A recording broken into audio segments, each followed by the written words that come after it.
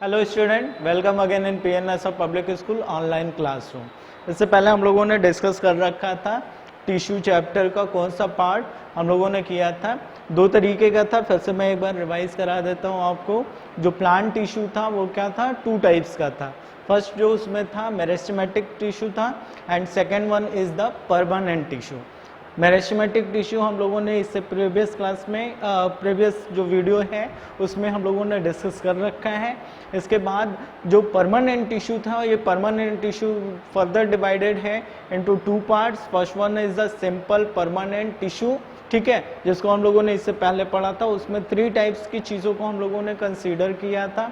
कौन कौन सा था वो था सिंपल परमानेंट टिश्यू में पैरेन्काइमेटस, कोलेनकाइमेटस एंड स्क्लेरेन्काइमेटस, ठीक है। पैरेन्काइमा, कोलेनकाइमा एंड स्क्लेरेन्काइमा, इस चीज़ों को हम लोगों ने इससे पहले के वीडियो में ऑलरेडी डिस्कस कर रखा है।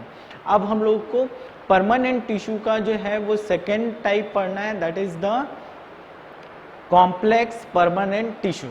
तो सबसे पहले आप ये बताने की मुझे ज़रूरत है नहीं कि व्हाट इज़ परमानेंट टिश्यू, क्योंकि आप जानते हो कि परमानेंट टिश्यू एक्चुअल में उनका फॉर्मेशन भी किससे होता है, उसी मेरिस्टेमेटिक टिश्यू से होता है। बट वो जब अपना क्या करते हैं, अपना जो है वो डिवाइड करने की कैपेबिलिटी को लूज कर देते हैं और वो स्पेसिफिक हो जाते हैं। स्पेसिफिक इट मीन्स कि उनका जो फंक्शनिंग होता है वो डिसाइडेड हो जाता है, स्पेशलाइज्ड हो जाते हैं। तो ये क्या हो जाते हैं, ये तब्दील हो जाते हैं परमानेंट टिश्यू में, ठीक है। तो परमानेंट टिश्यू फर्दर जो टू टाइप में डिवाइड किया गया था, उसमें एक सिंपल टाइप जो था, उन टिश्यू का जो फॉर्मेशन होता है वो सिंगल टाइप ऑफ जो है वो सेल की ग्रुपिंग होती है, उनसे ये मिलके फॉर्म होता है, जिसमें आपने पैरेन्काइमा, कोलेनकाइमा और स्क्लेरेन्काइमा, इन तीनों का आप लोगों ने कंसीडर किया था। अब अगला जो हम लोग का कॉम्प्लेक्स परमानेंट टिश्यू है, तो ऐसे नाम से ही आप समझ जाओ कॉम्प्लेक्स क्यों है। इसलिए है क्योंकि ये जो परमानेंट टिश्यू होता है, एक्चुअल में ये परमानेंट टिश्यू क्या होता है, डिफरेंट टाइप्स के जो है वो कंपोनेंट से इनका फॉर्मेशन होता है। बट इनकी सबकी मिलके जो ग्रुप करके फंक्शनिंग क्या होती है, सेम होती है।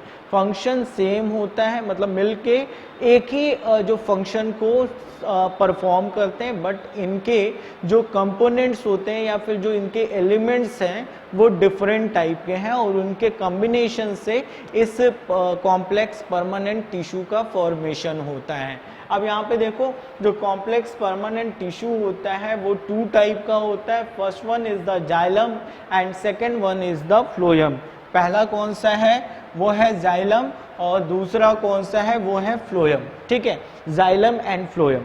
अब देखो, जाइलम और फ्लोएम एक्चुअल में क्या होते हैं, इनको हम कंडक्टिव टिश्यू भी बोलते हैं। कंडक्टिव टिश्यू क्यों बोलेंगे, क्योंकि ये कंडक्शन का वर्क करते हैं, यानी कि प्लांट के अंदर जो भी सब्सटेंस है, जो मटेरियल है, ठीक है, उनके डिफरेंट बॉडी पार्ट्स तक, उन सारी चीज़ों को ये क्या करते हैं, इन्हीं के थ्रू उसका मतलब एक तरीके से आप समझिए कि उनका क्या होता है, उनका एक जगह से दूसरी जगह तक ट्रांसपोर्ट होता है, ठीक है। तो ये कंडक्टिव टिश्यू है। ये कंडक्टिव टिश्यू जो होते हैं, आपको मैं बताऊं, इसमें जाइलम का जो वर्क होता है एक्चुअल में ये होता है कि ये क्या करता है, ये वाटर और मिनरल्स इट मीन्स कि जो वाटर में डिजॉल्व मिनरल्स हैं, इन दोनों को क्या कर रहा है, इसको सॉइल से एब्जॉर्ब करके, जब रूट हेयर के थ्रू वो एब्जॉर्ब होता है तो वहाँ से ले जाके प्लांट्स की बॉडी के डिफरेंट पार्ट्स तक इसको क्या करता है, इसको सर्कुलेट कराता है। क्लियर हो गया। तो एक जगह से दूसरी जगह तक ये ले जाएगा। फ्लोएम का जो वर्क होता है, वो वर्क आप समझ जाओ। फ्लोएम का जो वर्क है कि वो क्या करता है, वो जो फोटोसिंथेसिस के थ्रू, ठीक है, जो लीफ में फूड का फॉर्मेशन होता है, इस फूड को वो क्या करता है कि लीफ के उस सेल से, ठीक है, रिसीव करके प्लांट्स के अदर जो पार्ट्स हैं वहां तक इसको पहुंचाने का वर्क करता है। तो इसका फ्लोएम का ये वर्क है, यानी कि कुल मिला के इनका जो वर्क होता है वो कंडक्टिंग का है, इसलिए इसको कंडक्टिव टिश्यू भी बोलते हैं।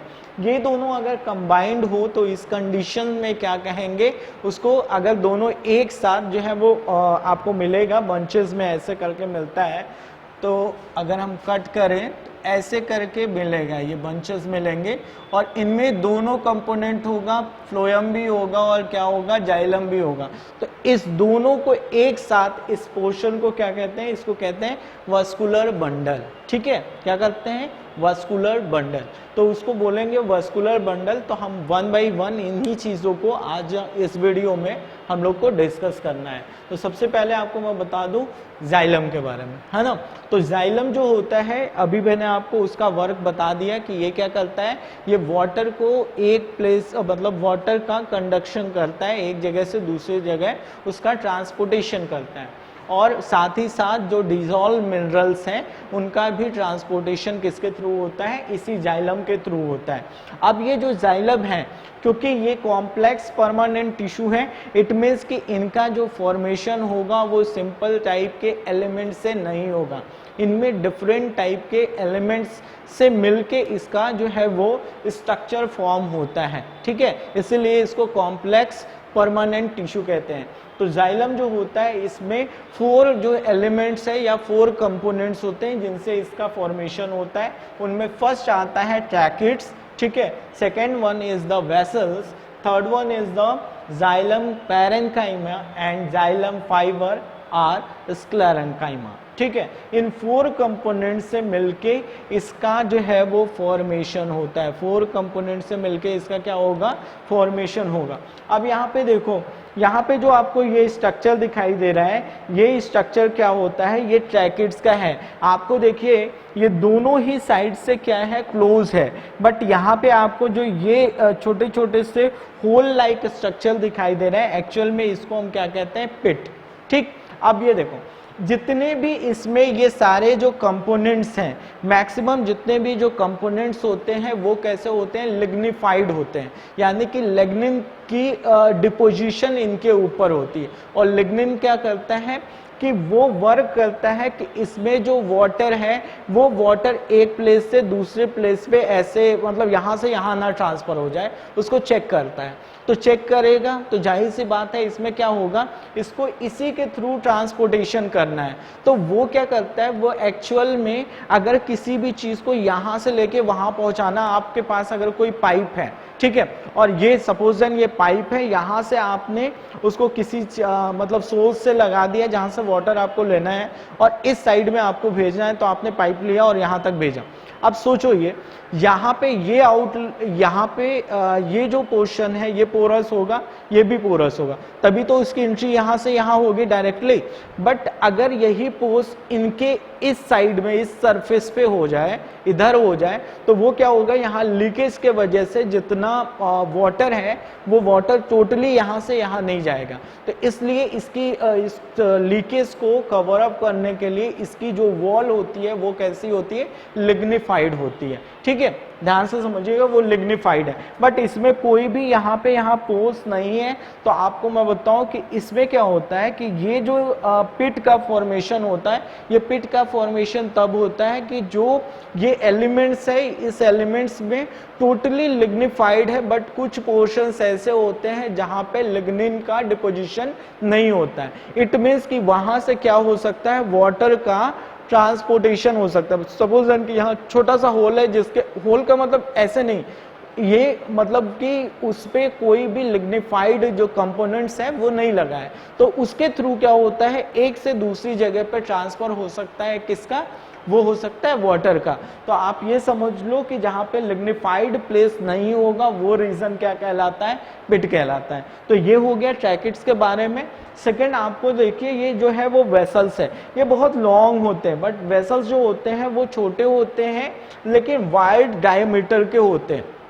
ठीक है, और इनमें भी पिट का फॉर्मेशन होता है और ये पोरस होते हैं। ये इन्हीं के थ्रू जो होता है कि वाटर कंडक्ट होके एक से दूसरे प्लेसेस पे जो है वो ट्रांसपोर्ट होता रहता है। यहाँ पे देखिए, यहाँ पे आपको वेसल्स भी दिख गया। दूसरा इसमें आपको मैं बता दूं कि यहाँ पे और भी स्ट्रक्चर है और वो स्ट्रक्चर है इसका जाइलम पैरेन्काइमा। जाइलम पैरेन्काइमा में क्या होता है, जैसे पैरेन्काइमेटस सेल होते हैं वैसा ही है, इसमें भी वैक्यूल प्रेजेंट होगा, साइटोप्लाज्म होगा और क्या प्रेजेंट होगा, इसका न्यूक्लियस। तो न्यूक्लियस प्रेजेंट होता है और जाइलम फाइबर जो होते हैं वो थ्रेड लाइक स्ट्रक्चर वाले होते हैं और इनका जो वर्क होता है, अब देखो ध्यान से समझो, इसमें यहाँ पे जो आप देख रहे हो इसमें ट्रैकिट्स, वेसल्स, ठीक है, और ये आपका जाइलम फाइबर्स या स्क्लेरेन्काइमा, ये सारे के सारे इस केस में क्या होते हैं, वो नॉन लिविंग होते हैं। बस केवल इसमें एक जो है वो लिविंग वाला होता है, वो है जाइलम पैरेन्काइमा। अब देखो इनका और इनका मेन वर्क जो होता है कि ये वाटर कंडक्ट करने का वर्क करते हैं। जो जाइलम पैरेन्काइमा है, ठीक है, ये जाइलम पैरेन्काइमा का वर्क जो होता है वो क्या करता है कि वो फूड को स्टोर करता है और साथ ही साथ वो लैटरल साइड में क्या है, जो वाटर है उसको क्या करता है, ट्रांसपोर्ट करता है। लैटरली क्या करेगा, ये वाटर को ट्रांसपोर्ट करने का वर्क करता है। बट ये जो है ये क्या करेगा, ये पूरे उसकी लेंथ में वाटर को ट्रांसपोर्ट करने का वर्क करता है। ठीक, इनका जो मेन वर्क है वो वर्क है वाटर और मिनरल्स को ट्रांसपोर्ट करने का पूरे के पूरे प्लांट बॉडी में। बट यहाँ पे जो होता है ना, यहाँ एक इसका और भी वर्क है और वो वर्क क्या है कि ये मैकेनिकल सपोर्ट प्रोवाइड करता है किसको, उस प्लांट या ट्रीज को जहाँ पे ये प्रेजेंट होता है। तो मैकेनिकल सपोर्ट भी इसके थ्रू जाता है। तो आपको ये सारी चीजें क्लियर हो गई होंगी कि जाइलम में कौन कौन सा पार्ट है, क्या क्या उसकी फंक्शनिंग है। क्लियर हो गया।